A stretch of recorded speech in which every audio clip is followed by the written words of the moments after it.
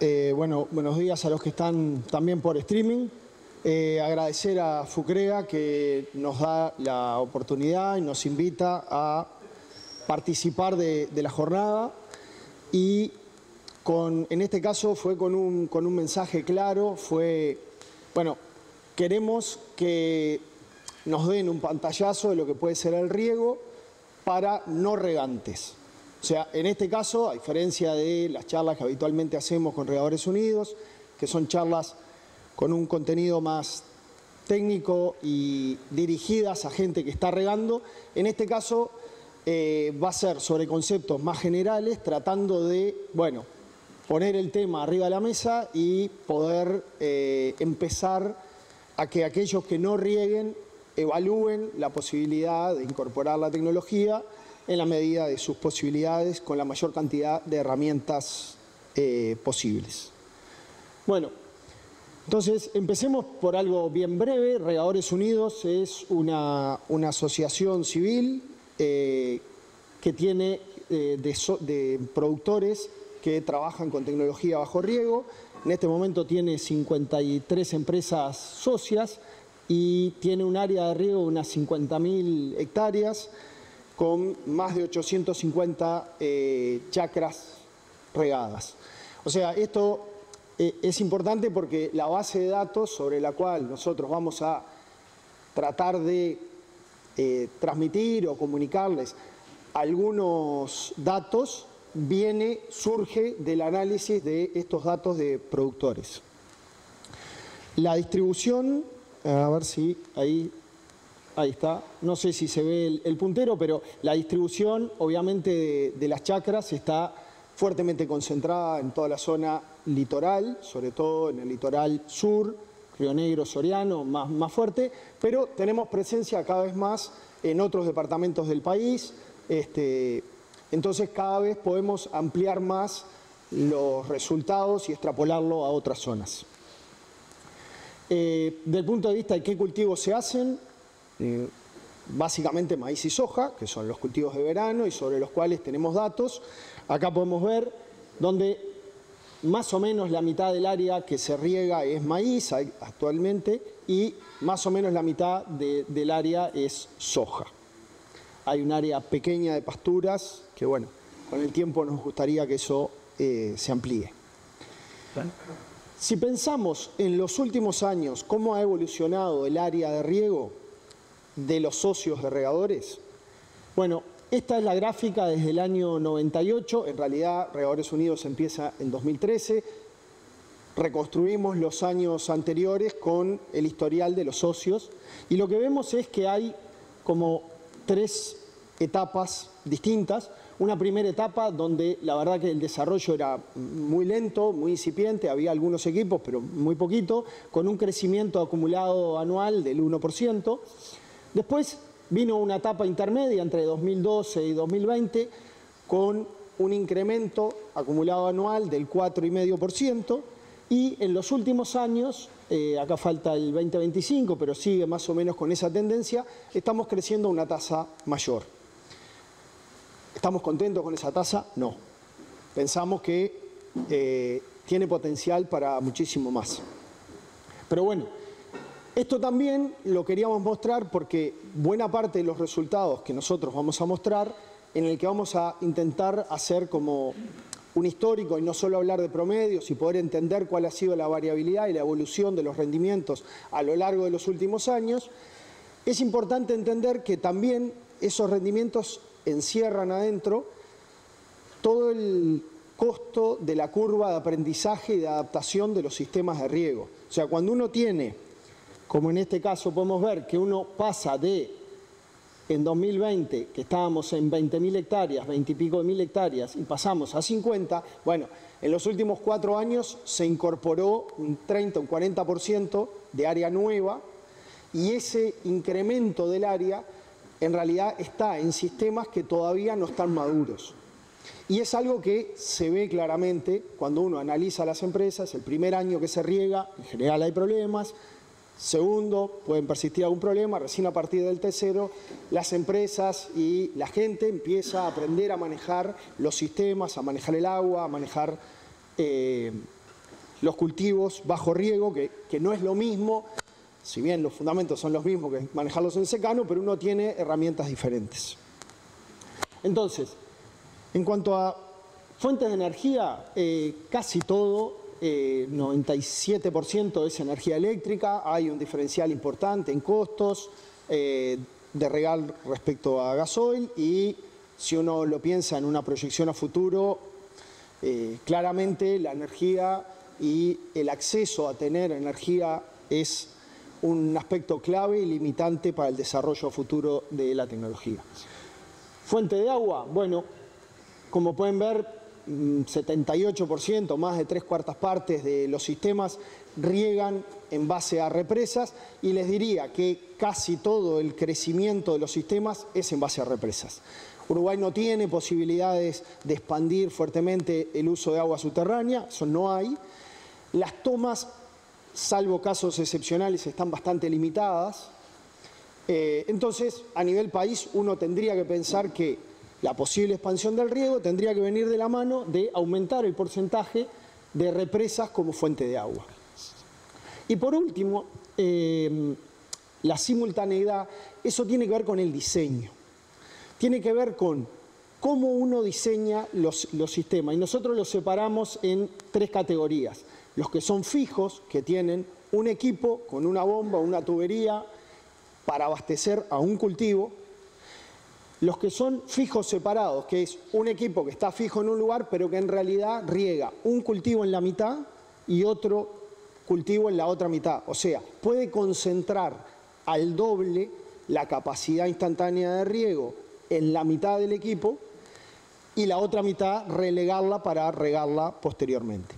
Y después los que son móviles, bueno, son equipos que tienen en general 2 posiciones y riegan un equipo en primera posición, un cultivo en primera posición, que sería el cultivo cabeza de rotación y el de más importancia, y el que se riega desde que se siembra hasta que se define el rendimiento, y un cultivo que en general ese que se riega primero es en general maíz, y después tenemos un cultivo que se riega en segunda posición, que recién a partir de febrero dispone del riego. O sea, es un riego incompleto, es un riego complementario incompleto a partir del 1 de febrero. Y eso es importante entenderlo porque cuando veamos ahora los rendimientos y uno quiera entender los rendimientos de soja, bueno, adentro de soja hay muchísima proporción del área que en realidad es un riego que es a partir de febrero, no es un riego durante todo el ciclo del cultivo. Entonces, vayamos a ver algunos datos. Maíz y soja, a ver, ahí está, maíz a la izquierda, soja a la derecha, hay que tomar la animación. Estamos con rendimientos promedio a lo largo de los años, no sé si se ve bien, vamos a repasar un poco los ejes de esta gráfica. Acá tenemos las distintas zafras desde la 2016-17 hasta la 23-24 y acá tenemos el rendimiento. Tenemos rendimientos en términos promedio de las chacras de 11.300 kilos, con rendimientos de los secanos comparables en suelo y manejo a esos 11.000 de 6.121. O sea, casi el doble rinde el área regada respecto al área de secano. Lo otro, tenemos 6.000 kilos de diferencia, y lo otro que es relevante en el riego no solo es el aumento de productividad, sino la disminución muy fuerte a 1/3 del coeficiente de variación. Que eso es clave para la estabilidad económica de las empresas. Tener un área con riego es un área que uno sabe que tiene una mucho mayor probabilidad de tener rendimientos asegurados. En soja de primera, nosotros tenemos rendimientos de 6.600 kilos, con el área comparable fuera del pivot en 2.500, con una brecha de 1.000 kilos. ¿Sí? Después, seguramente en la tarde vayamos a ver, y ayer estuvimos discutiendo datos de la empresa en la visita en la tarde, con rendimientos y con datos de Fucrea, con riego también, con datos recontra comparables. O sea, estos me parece a mí que son valores que uno puede asumir como absolutamente razonables a la hora de planificar un sistema con riego. En este caso, y nuevamente, la enorme diferencia en los coeficientes de variación entre el área con riego y el área de secano. Acá es un poco más chico, más grande el coeficiente de riego respecto a maíz, un poco por esto que yo les contaba de que en realidad es un riego parcial, temporalmente. Si vamos a calcular cuál es la eficiencia de uso del agua regada, estamos con 29 kilos por milímetro regado. Eso es, en términos de eficiencia a nivel internacional, es un valor súper razonable. Y en soja, en 9 kilos por milímetro regado, es un valor bastante bueno. Vamos a profundizar un poquito. Ahí vimos cómo eran los promedios a lo largo de las zafras. Esta gráfica que tiene un montón de colores, en realidad es, esta que está en el medio es la misma que vimos en la anterior. Lo único que acá le agregamos es el percentil 10 y el percentil 90. ¿Esto qué quiere decir? Bueno, no solamente estamos mirando cuál es el rendimiento promedio del área regada de maíz, sino que además a las chacras al 10% de las chacras que le va peor, cuánto rinden y cómo ha sido su evolución en el tiempo, al promedio, y al 90, la chacra percentil 90 es la que está en el 10% superior de rendimiento de la base de datos. Eso es por chacras y no por riego. Esto es por chacra, valor por chacra. Entonces, ¿qué podemos decir de esto? Bueno, algunas cosas parecen claras a nivel de, bueno, que este último año fue un año bueno. Fíjense que estamos en el promedio en 13.600. En el promedio de rendimiento de esta última zafra, una zafra buena. Lo otro es que si uno mira, por ejemplo, el percentil 90, que es el 10% que le va mejor, que hace mejor las cosas, uno ve que a lo largo del tiempo hay una tendencia, salvo este año, que fue el año de la seca, el 22-23, que un montón de sistemas se quedaron sin agua. Ese año cayó un poco, pero si uno ve la tendencia, ve una tendencia a aumentar. También podría haber eso mismo acá, y acá es más difícil, acá te diría que está bastante estancado, salvo este último año. Si vemos lo mismo, pero a nivel de soja, acá estamos presentando más o menos lo mismo, donde la media está acá, el percentil 10, percentil 90, y acá le agregamos el máximo, la chacra de máximo rinde. Un poco para entender esa brecha que estamos teniendo, que en maíz estamos muy cerca, los percentiles 90, de las brechas o de los máximos potenciales del cultivo, y en soja nos tenemos que ir a los máximos para estar cerca de los potenciales. Fíjense que a nivel promedio tenemos, a ver si esto funciona, sí, ahí está, en los tres percentiles, en el percentil 10, en el 50 y en el 90, las oscilaciones que vemos son años con menos lluvia. O sea, claramente en soja, que es un cultivo que regamos a partir de febrero y con el agua que me sobró del maíz, esa es la otra, muchas veces es una soja que está abajo de un pivot pero que no tuvo agua, no tuvo riego. Y eso está metido en el promedio, ¿tá? Porque el sistema funciona de esa manera. Es un sistema que prioriza el riego sobre maíz y el agua residual va para la soja, y el tiempo de uso residual del equipo va para la soja.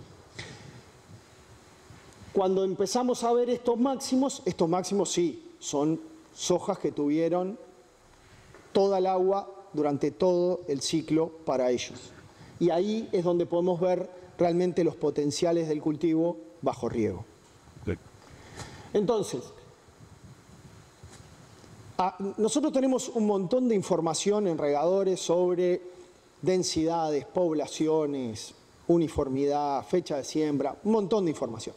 Hoy no vamos a presentar nada de eso, nos vamos a centrar básicamente en cuál es el impacto del agua sobre el rendimiento de los cultivos. Vamos a tratar de, como estamos hablando de riego, hablar de agua. ¿Por qué nos parece importante? Y bueno, porque nosotros seguimos analizando año tras año y todos los años, y no importa lo que llueva, y el factor que mejor explica el rendimiento de los cultivos de la base de datos regada es el agua.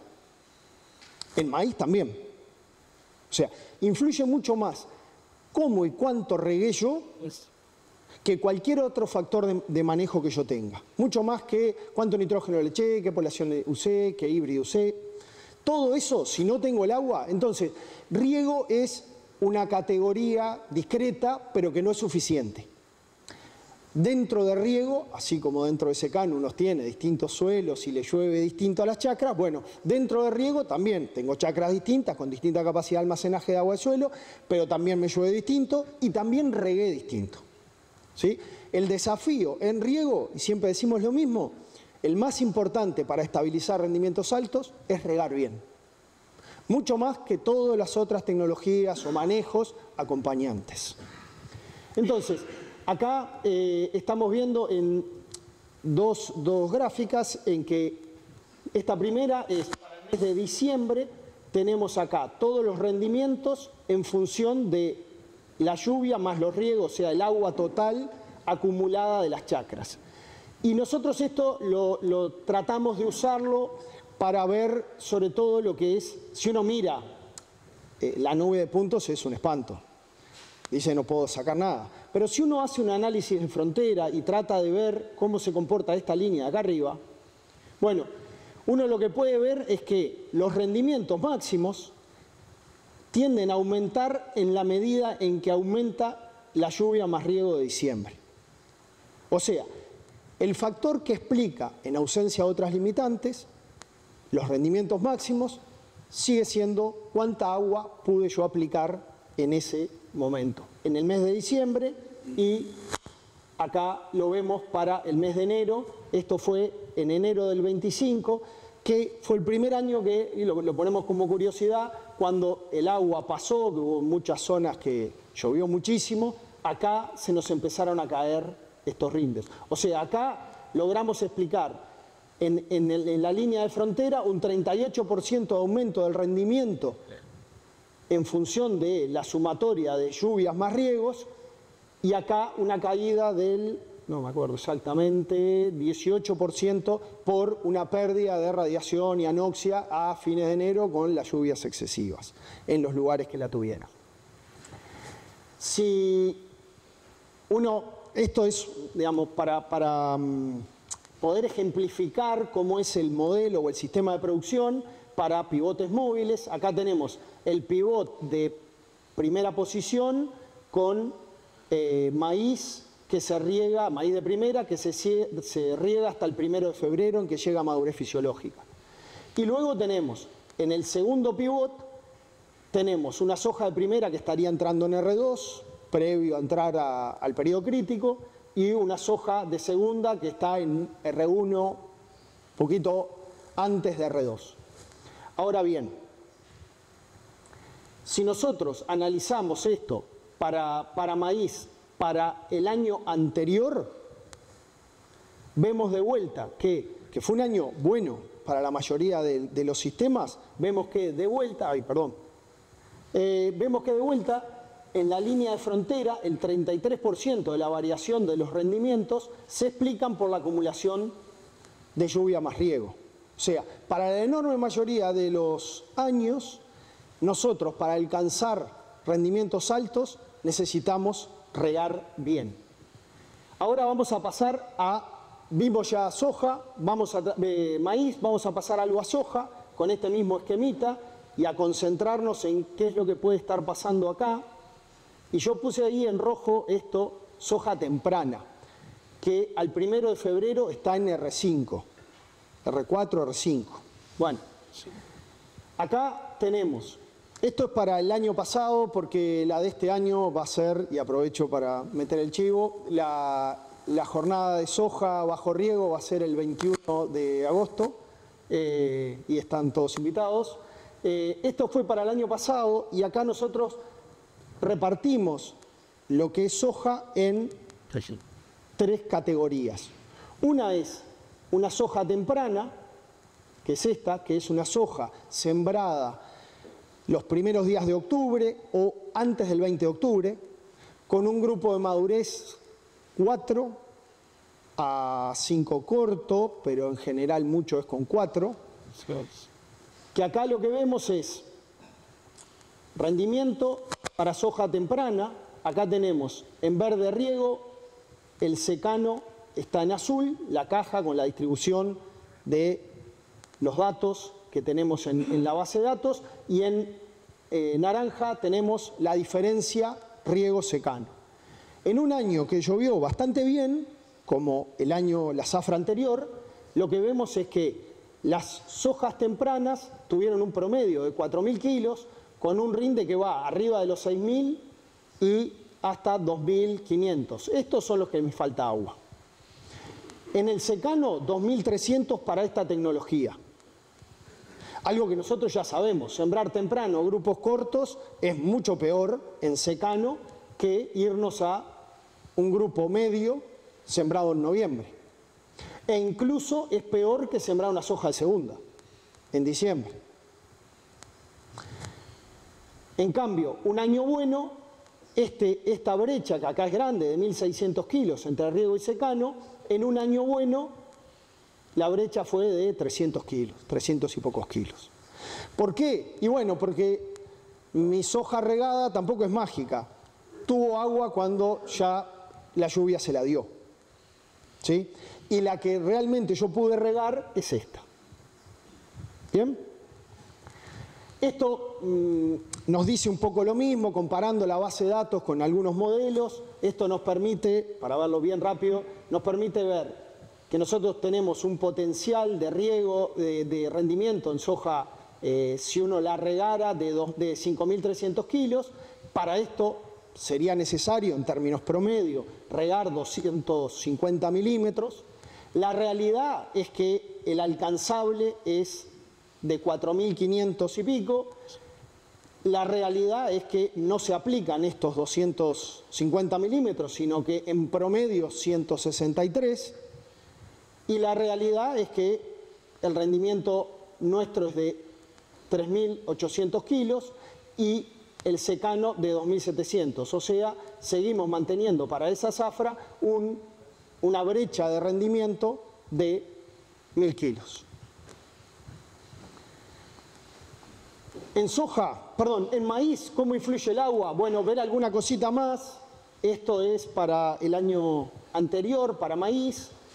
Y lo que acá ven como rendimiento y acá unidades de nitrógeno aplicados. Acá lo que podemos ver es que aumenta en la medida... Perdón, esto está mal acá. Esto es el riego aplicado y estos son las unidades de nitrógeno. Lo que podemos aplicar es que el nitrógeno y el agua están... Esto es lo mismo que esto que está acá. ¿Tá? Que acá tenemos que el riego, en realidad, está codeterminado con el nitrógeno. Yo, la única manera que tengo de alcanzar rendimientos altos es cuando logro combinar agua y nitrógeno. Si me quedo corto de nitrógeno, por más que le ponga agua, no lo voy a lograr. Si le pongo nitrógeno y no tengo agua, tampoco.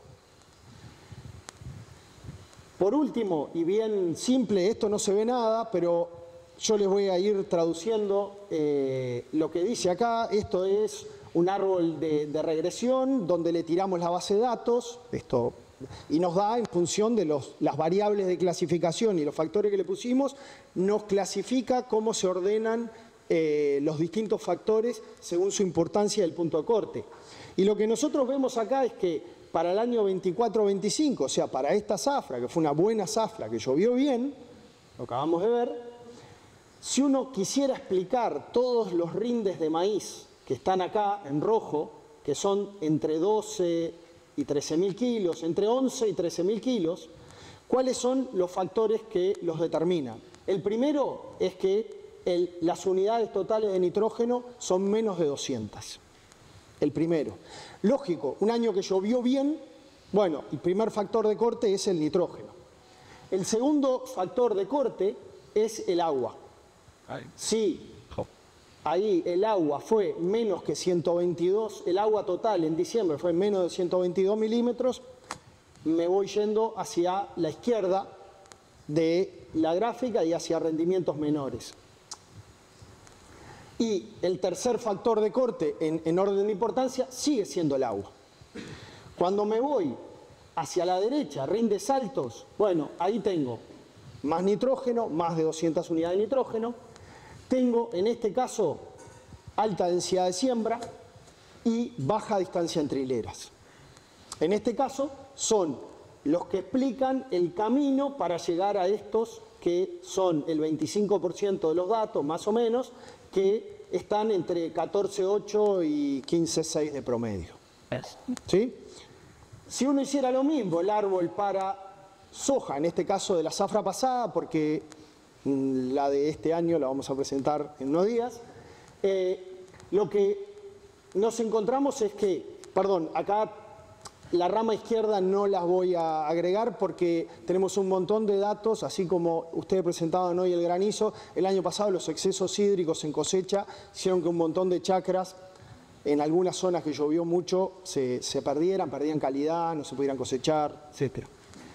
Pero si uno va a ver cuáles son los factores que determinan en soja, ve que la fecha de siembra, fíjense, si uno sembró antes del 22 de octubre, esto que dice acá horrible, así chiquitito, es días después del 1 de octubre. Si uno sembró antes del 22 de octubre, se viene a esta rama. Y después de esa rama, el grupo de madurez. Si sembré un grupo corto, me voy hacia la derecha. Y acá lo que tenemos es soja, si es de primera, de segunda o temprana, y lo que podemos ver es que en este gráfico en que tenemos los días post 1 de octubre con los riegos, es que los rendimientos altos se dan en soja temprana con el color verde alineados acá. Necesito sembrar temprano y regarlo bien con grupo corto, soja temprana. Bien, ahora, para regar bien y poder hacer todo esto que yo le vengo diciendo, uno necesita tener un sistema confiable.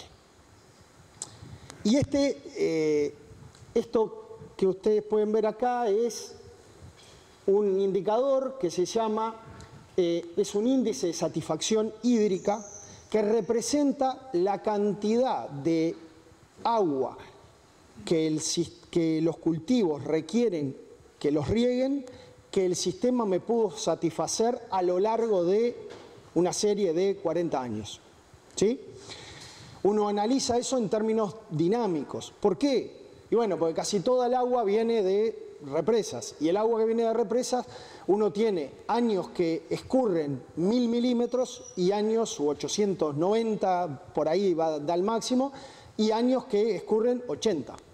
Entonces, hay represas que se llenan más fácil, otras más difíciles, y hay represas que almacenan más o menos agua.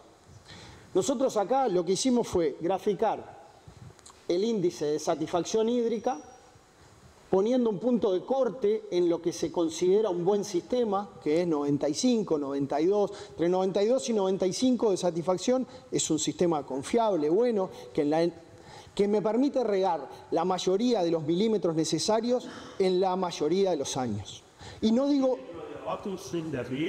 Es la dotación. La dotación de agua más. Lo que está abajo es la capacidad de almacenaje de agua de la represa medida en milímetros por hectárea del sistema a regar.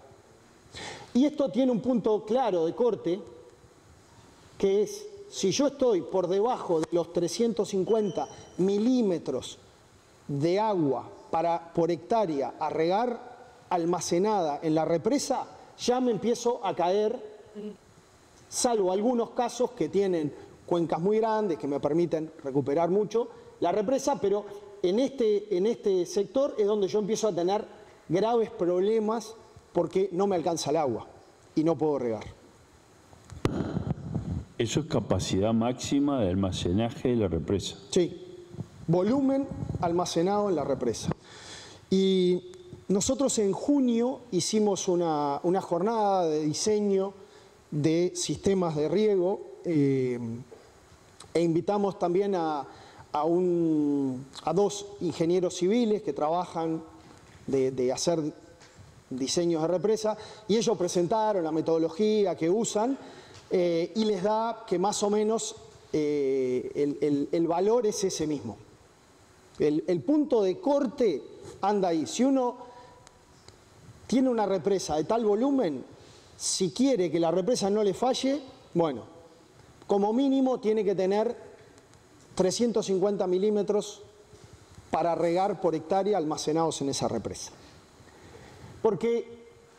Y esto obviamente depende de la topografía y depende de qué cuenca tenga y depende de las posibilidades que yo tenga para represar. Y eso es una de las grandes limitantes para pensar sistemas de riego cuando uno tiene campos chicos o quebrados y bueno, las posibilidades topográficas se reducen sustancialmente. Esto tratamos de combinar un poco algo de lo que veníamos charlando. Estos son la evolución en las últimas zafras desde la 2016 hasta la 24 para diferentes empresas socias. ¿Cómo han evolucionado los rindes de maíz en todas esas empresas? ¿Por qué? Porque nosotros mirábamos todas las empresas en su conjunto y ves una nube de puntos que bueno. Pero ahí adentro se encierran diferentes realidades. Hay empresas, por ejemplo, la empresa 1 ahí es una empresa que viene muy alto los rindes y estables. Un sistema maduro con un índice de satisfacción del 91%. Sigamos con la última parte, ya llegando al final.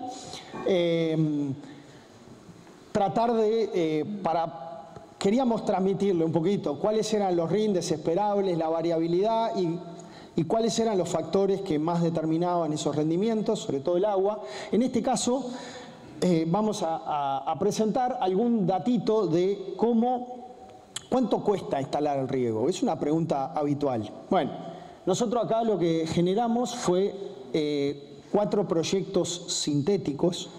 Lo que hicimos fue, primero, recabar información de las empresas que venden equipos e instalan equipos, de costos de distintas. Entonces, parte de un trabajo mucho más grande que dividimos los componentes de un sistema de riego en bombas, tuberías, equipos, parte eléctrica y recabamos información de cómo habían evolucionado a lo largo de los últimos 10 años, 12 años, esos costos.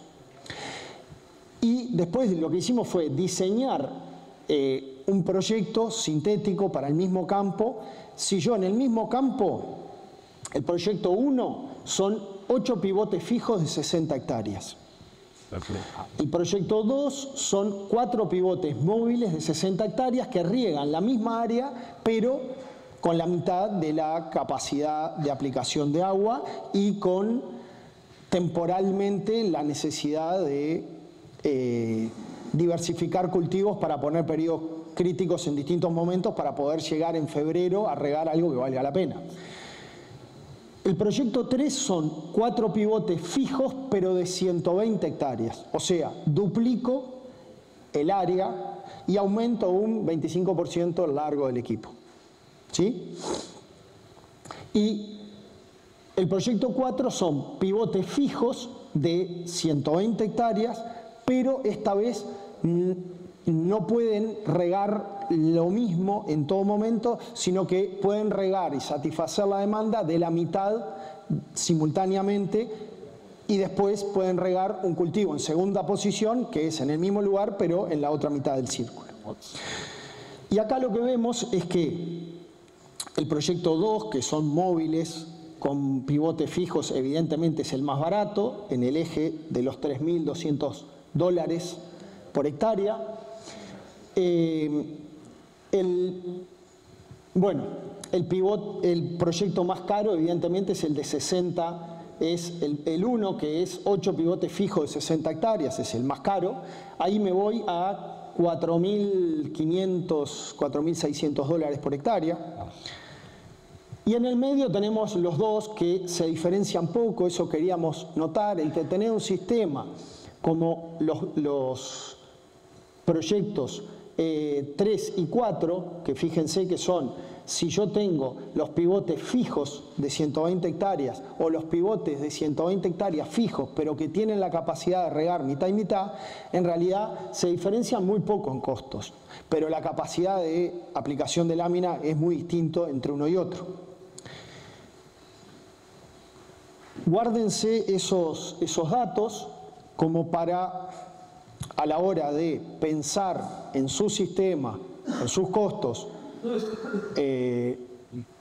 un proyecto de riego, más o menos podrían tomar esos valores como referencia. Después esto es, obviamente, si tienen una toma sobre una fuente de agua, no tienen que gastar en la represa, todo puede bajar. Obviamente si se van a pivotes chiquitos, porque la geometría de las chacras no les permite inscribir pivotes grandes que reducen un montón el costo por metro lineal de pivot, bueno, lamentablemente si los pivotes son chicos es muchísimo más cara la inversión en pivot, si son grandes se abarata sustancialmente.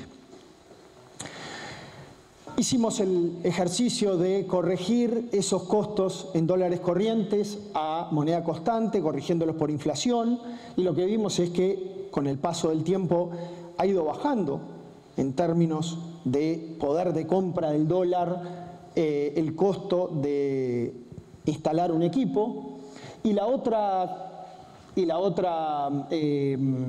comparación que hicimos fue comparar cuánto nos cuesta instalar distintos tipos de sistemas de riego versus cuánto vale una hectárea, que en este caso usamos como referencia el valor de la tierra CONIAT 160 de DIEA.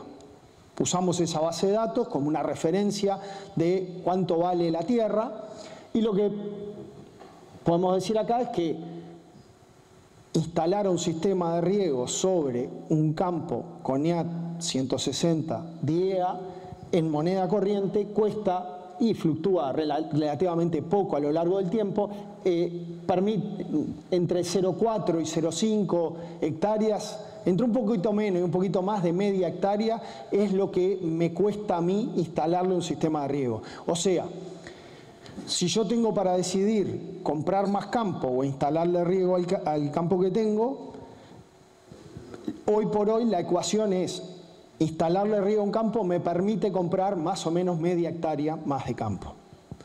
La pregunta es, ¿qué es mejor negocio? Y eso es lo que ustedes tienen que definir. Bueno, 4 apuntes cortitos para el final. El primero, y me parece recontra importante, es que el conocimiento para dimensionar sistemas de riego confiables está maduro. Hay que asesorarse bien, hay que usar la información que hay disponible, porque si a ustedes viene alguien a ofrecerles construirles una casa, casi todos un montón de cosas de una casa entienden. Si les dicen, no, es este piso, no, que es planchada, no, que es isopanel, algo entienden. Cuando les hablan de riego, la mayoría entiende poco porque es una tecnología que se usa poco y en general sabemos poco. Entonces, están los indicadores que permiten evaluar un sistema que les propongan de riego para entender cuál es la fiabilidad. ¿El error grande cuál es? El error grande es como cuando en facultad nos enseñaban a dimensionar tajamares y represas, hacerlo sobre el escurrimiento promedio. Y decir, llueve en 1200, escurre el 30%, tenés, no sé, 350 milímetros de escurrimiento por año. Bueno, eso es mentira. Casi ningún año tenés eso. Tenés más o tenés menos. Pero vos tenés que tener un sistema que funcione todos los años. Esa forma de encarar el diseño de los sistemas de riego es el que les va a permitir tener un sistema confiable. El segundo es que el manejo tecnológico para cultivos bajo riego, en el caso de maíz y soja, para alcanzar altos rindes está sólido. No quiere decir que sea recontra fácil hacerlo, no. Pero ¿qué es lo que hay que hacer para alcanzar determinados rindes? Ya lo tenemos validado a nivel experimental, lo tenemos validado a nivel de chacra, a nivel de productor, lo tenemos validado. Sabemos qué es lo que hay que hacer. Bien. Y lo otro es que Regadores es una asociación muy abierta, cuyo objetivo es promover el riego más allá de las propias empresas. Entonces está muy abierta a compartir y hacer que la curva de aprendizaje o que los datos necesarios como para evaluar la instalación de un sistema de riego estén disponibles. Bueno, y lo otro es que las posibilidades de los proyectos de inversión son catalizadores recontra importantes. Hoy, si uno analiza quiénes son los que están creciendo en riego, viene de la mano de la Comap. Tengámoslo claro, todos. Son nota. Listo.